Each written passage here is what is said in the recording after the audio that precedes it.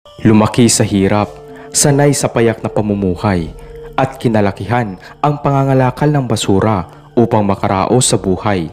Ganito ang mundong kinamulatan ni Rowena.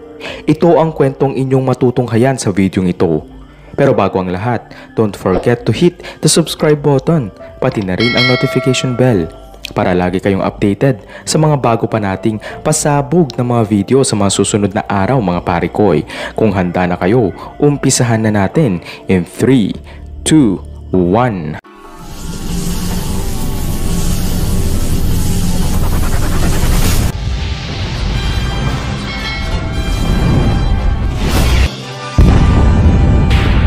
Isang kahig, isang tuka at salat na salat sa pamumuhay ang pamilya ni Rowena.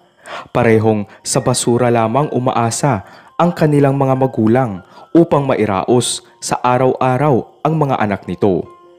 Dahil siya ang panganay sa magkakapatid, sa edad na 8 taong gulang ay tumutulong na sa pagbabasura ang batang si Rowena. Ang pagkabata ni Rowena ay naging malungkot at puno ng katanungan. Naging tampunan ito ng tukso ng kanyang mga kaklase sa eskwelahan dahil sa ito ay may hirap. Luma ang mga damit at sira-sira ang tsinelas na suot nito. Tanging kanin lamang ang baon nito at walang kasamang ulam. Madalas mag-isa si Rowena. Walang gustong makipagkaibigan at makipaglaro sa batang dukha. Ang kanilang mga kapitbahay ay madalas itong sabihan at kantsawan ng ampon, putok sa buho at napulot lang daw ito ng kanyang mga magulang. Madaming tanong ang bumabagabag sa puso at isip ni Rowena. Sa kanilang lahat sa pamilya ay tanging siya lamang ang may maputing balat kahit na ito ay madalas nababad sa tirik na araw habang namamasura. Tanging siya lamang ang mayroong matangos na ilong sa kanyang pamilya. Batid ni Rowena na ibang-iba ang kanyang itsura sa kanyang kinamulatang pamilya. Kaya naman madalas nitong tanungin noon ang kanyang ina kung isa nga ba siyang ampon. Ngunit laging mahigpit na yakap lamang ang tanging tugon noon ng kanyang ina. Sa kanyang paglaki ay pilit inalis ni Rowena sa kanyang isip ang ideyang iyon. Ngunit sadyang ang puso nga siguro ay hindi pwedeng dayain. Sa paglipas ng panahon ay nanatiling ganoon pa rin ang sitwasyon ng kanyang kinagisnang pamilya. Kaya minabuti nitong hindi na mag-aral ng high school upang matulungan ang mga magulang nito sa pagtataguyod sa mga nakababata niyang mga kapatid. Nagdesisyon si Rowena na makipagsapalaran sa Maynila at nagpatulong ito sa nanay ng kababata niyang si Michael. Dahil sa malaking bulas si Rowena ay nagawan ng nanay ni Michael ng paraan na palabasing 18 taong gulang na ito. Ang noon ay 14 na taong gulang pa lamang na si Rowena. Ipinasok nito si Rowena sa isang agency upang mamasukan sa Maynila bilang katulong o kasambahay. Pinalad naman si Rowena na makapasok upang manilbihan sa napakayamang pamilya. Napakalaking mansyon ang bumungad sa mga mata ni Rowena. Labis ang sayang naramdaman noon ni Rowena dahil sa isip-isip nito ay ito na ang kasagutan upang mairaos niya sa kahirapan ang kanyang pamilya. Sa wakas ay mayroon na itong trabaho. Halos mapalundag noon si Rowena sa sobrang saya. Unang araw noon ni Rowena sa trabaho, ang mayordoma ng mansyon ang nagsasabi kay Rowena tungkol sa mga dapat at mga bawal nitong gawin sa mansyon. Nagulat si Rowena noong nabanggit ng mayordoma na 2 tao lang pala ang nakatira sa napakalaking mansyon na iyon. Sila ay ang mag-asawang Mr. and Mrs. Ho. Half Pinoy, half Chinese ang among lalaki, samantalang pure Pinay naman ang among babae. Mahigpit na bilin ng mayordoma kay Rowena na bawal pakialaman at walang sino man ang pwedeng pumasok sa isang silid ng tahanang iyon.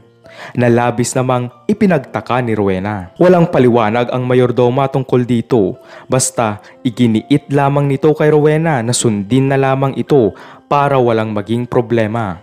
Sumapit ang gabi at sabay na dumating ang kanilang mga amo.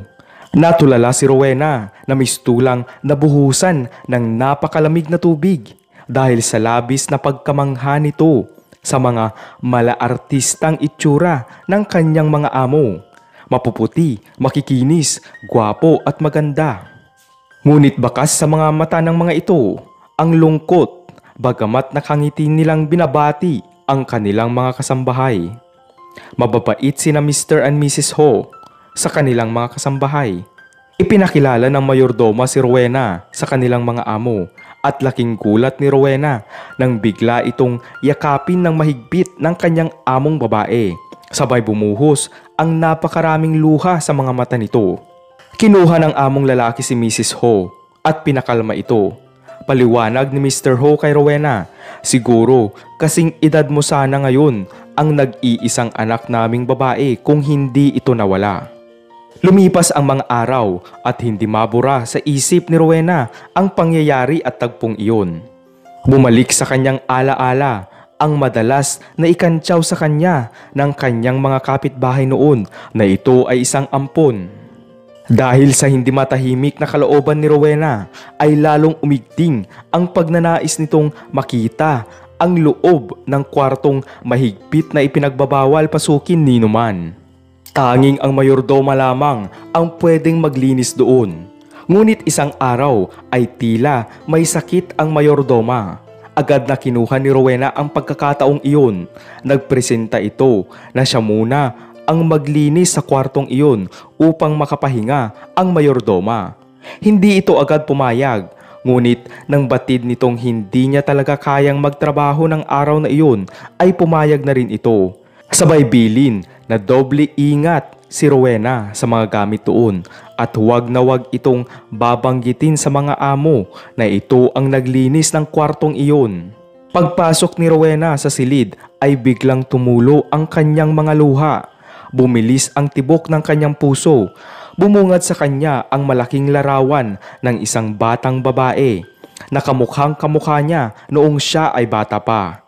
Sumapit ang gabi at dumating na ang mga amo nila na may bitbit na envelope. Niyakap ng napakahigpit ng mag-asawa si Rowena. Nag-iyakan na ang mga ito. Binuksan nila ang envelope na naglalaman ng resulta ng DNA. Confirmed, si Rowena pala ang nawawalang anak ng mayamang mag-asawa. Unang tingin pa lang nila noon kay Rowena ay nakaramdam na sila ng lukso ng dugo. Kaya naman palihim nila itong kinuhanan ng DNA sample. Kwento ng mag-asawa kay Rowena, itinakbo pala siya noon ng yaya nito kasama ang pera at mga alahas na ninakaw nito sa mag-asawa. Mula noon ay hindi na nila nakita pang muli ang kanilang anak. Hindi sila tumigil sa paghahanap at ilang magagaling na investigador na rin ang kanilang inupahan.